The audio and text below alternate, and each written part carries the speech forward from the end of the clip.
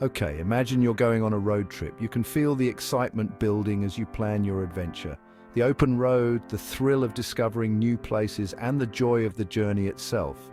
You wouldn't just hop in the car and start driving without a plan, right? You want to know where you're headed, the best routes to take, and maybe even some interesting stops along the way. You'd want a map, a destination, and maybe some snacks for the journey.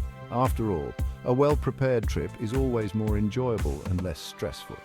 Writing a research paper is kind of like that road trip. It requires careful planning, a clear goal, and the right tools to get you there.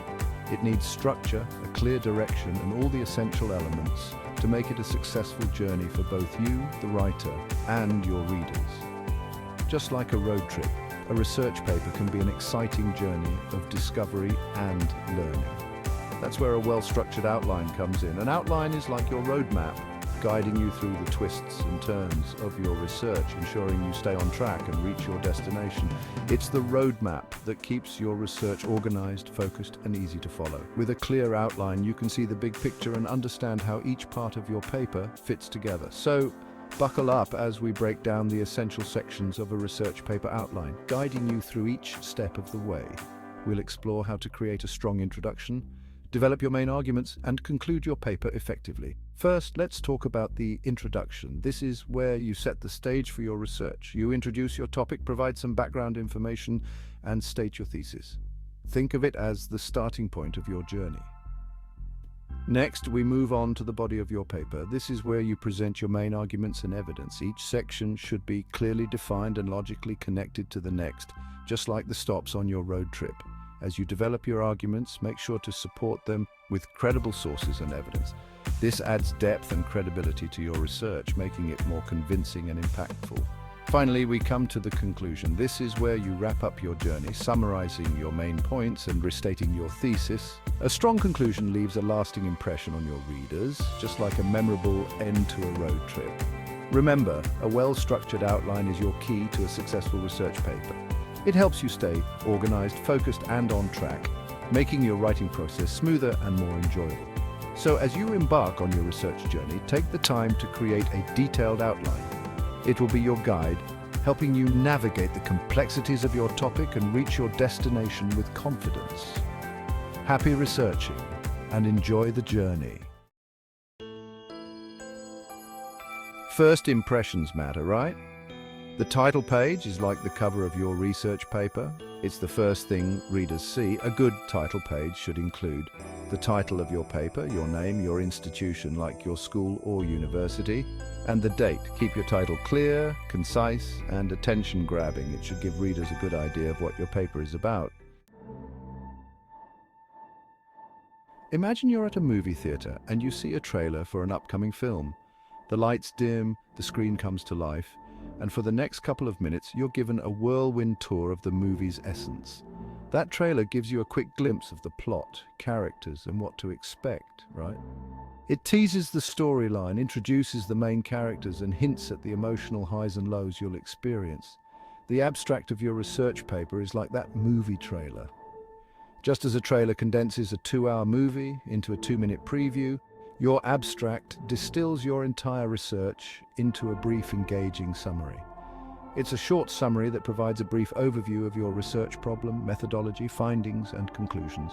Think of it as the hook that draws readers in, giving them a snapshot of what your paper is all about. Keep it concise, usually around 150 to 250 words, and write it in a way that's easy for anyone to understand, even if they haven't read your full paper. This means avoiding jargon and technical terms that might confuse readers who are not experts in your field. Your abstract should be a standalone piece that can be understood on its own. It should answer the key questions. What was the research problem? Why is it important? How did you conduct your research? What did you find? And what are the implications of your findings? By clearly and succinctly addressing these questions, you provide a roadmap for your readers, guiding them through the essence of your research without overwhelming them with details. Remember, the abstract is often the first part of your paper that people read, and it can determine whether they decide to read the rest of your work. Make it compelling and informative, ensuring it captures the significance and novelty of your research. In essence, your abstract is your research's first impression. Just like a movie trailer, it should leave your audience eager to learn more, setting the stage for the detailed exploration that follows in your full paper. Now, let's set the stage for your research. The introduction is where you introduce your topic, provide some background information, and state your research question or hypothesis. Think of it as the opening scene of a movie. It grabs the audience's attention and sets the context for what's to come. Start with a hook that draws readers in, then provide some background information on your topic, and finally clearly state your research question or hypothesis. Section 5, Literature Review, building on existing knowledge. Before you dive into your own research, it's important to know what's already out there. That's where the literature review comes in. This section involves summarizing and synthesizing previous research and scholarly work related to your topic. It shows that you've done your homework and helps you build a strong foundation for your own research. Organize your literature review thematically or chronologically, and make sure to cite your sources properly. Section 6, Methodology, your research toolkit. This is a crucial part of your research paper where you detail the process that led to your findings. Now it's time to explain how you conducted your research. This section is not just a formality, it is the backbone of your study, providing transparency and credibility. This section, often called the methodology, outlines the steps you took to collect and analyze your data. It is essential to be thorough and precise, as this allows others to follow your process and validate your results. Think of it as explaining your recipe. You need to be specific about your ingredients, which are your data sources, measurements, or data collection methods. Just like in cooking, the quality and type of ingredients can significantly affect the outcome. And the cooking process, which are your data analysis techniques. These techniques are the methods you use to interpret the data and draw conclusions. Whether you're using qualitative or quantitative methods, clarity is key. This helps ensure that your research is replicable. Replicability is a cornerstone of scientific research, allowing others to test your findings and build upon your work, and that others can understand how you arrived at your findings. By providing a clear and detailed methodology, you contribute to the body of knowledge in your field and help advance understanding. When writing your methodology, start by describing your research design. Was it experimental, correlational, or descriptive? Each design has its own set of procedures and considerations. Next, detail your data collection methods.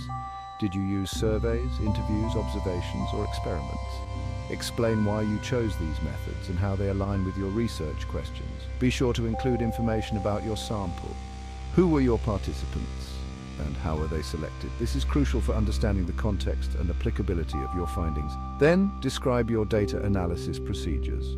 What statistical tests or qualitative techniques did you use? How did you ensure the reliability and validity of your results?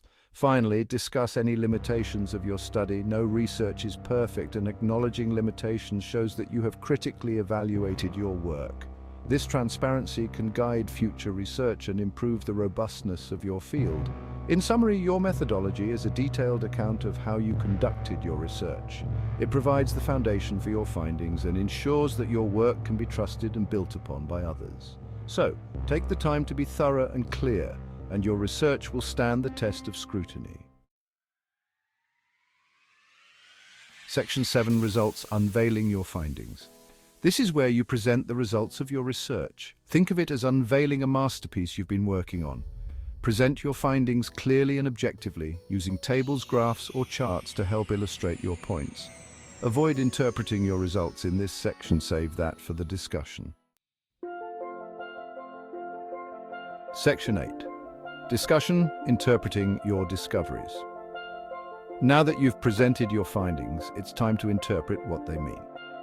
The discussion section is where you analyze your results, relate them back to your research question or hypothesis, and discuss any limitations of your study. This is your chance to share your insights and contribute to the ongoing conversation within your field of study. Section 9. Conclusion, summarizing your journey. As you reach the end of your research paper, it's time to summarize your findings and reiterate the main takeaways. The conclusion should briefly restate your research question, summarize your main findings, and discuss their implications. It's also a good place to suggest areas for future research. Section 10. References and appendices, giving credit and providing details. Remember to give credit where credit is due. The references section is where you list all the sources you cited in your paper. Follow a consistent citation style, like APA or MLA, and make sure your references are complete and accurate. If you have any additional materials such as raw data or lengthy tables, you can include them in an appendix.